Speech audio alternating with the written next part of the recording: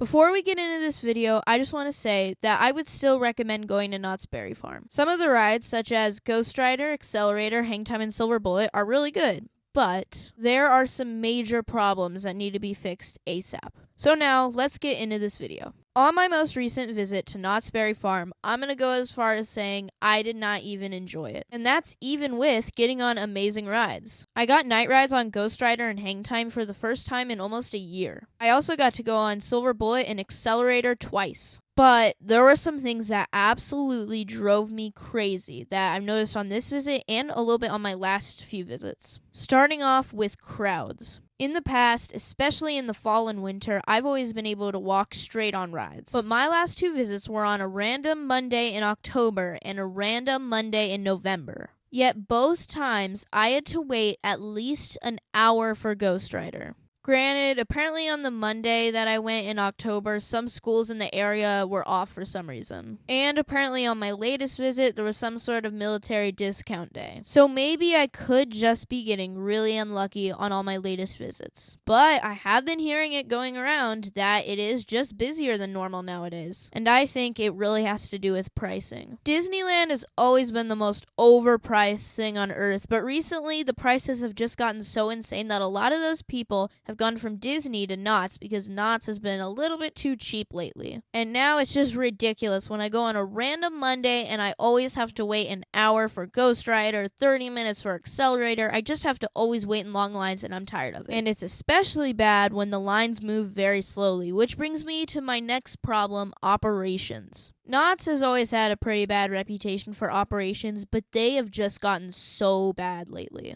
I'm talking like it's normally like a 3 to 4 minute dispatches for Ghost Rider. That's how bad it is. They'll also just leave things on one train and they don't care. For example, one of Accelerator's trains just went through a major refurbishment and not that long ago is finally running on 2 again. But on my latest visit, they had taken the second train off again. And that second train was just sitting there. It wasn't under maintenance or anything. They were just too lazy and too understaffed to run a second train. And that's just so sad. Like, that's how Six Flags operations are. And I mean, even Magic Mountain's operations I think are better than Knott's right now. It is so sad that these kind of operations are coming to one of the best themed and most popular parks in the US. The next thing is something that is unfortunately a big problem at a lot of parks nowadays, and that is just flat out stupid rules. First off is their on-ride filming policy. Cedar Fair and Six Flags have never had the reputation for ever allowing on-ride filming. And you know what? They say the exact same thing as all the other Six Flags parks with their policy, but I'm still going to say it again because it is so stupid. So on my latest visit to Knott's, I wanted to revisit their on-ride filming policy. I did reach out to them one time years ago about this, but now I've grown as a channel and I wanted to know what it was now.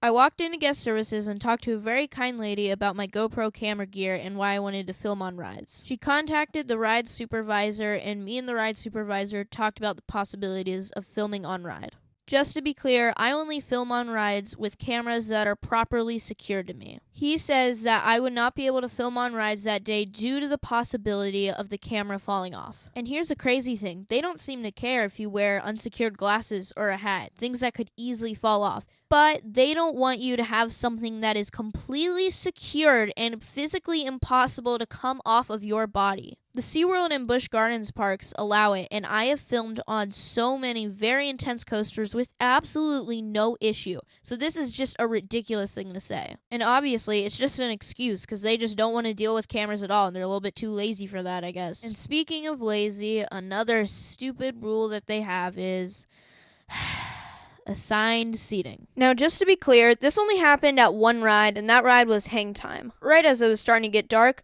I wanted to get a front row night ride on Hangtime so I could see that really cool light package. However, when I got up to the station and asked if I could have the front row, the grouper told me that I could not since the park was about to close, which, by the way, there was still an hour till the park closed. And yeah, I thought this was really weird. So after asking it a few more times, I knew this guy was not gonna budge, so I accepted the back row, and it was on the edge, and it was pretty terrible, and it wasn't fun at all. But I went around again to try again, which I don't know why I did, because the odds were very low, but somehow I just got assigned it. Somehow it just happened, but I will watch out for that, because it did happen earlier in the day as well. And yeah, however, that was the only coaster that had a problem with it, so I don't know.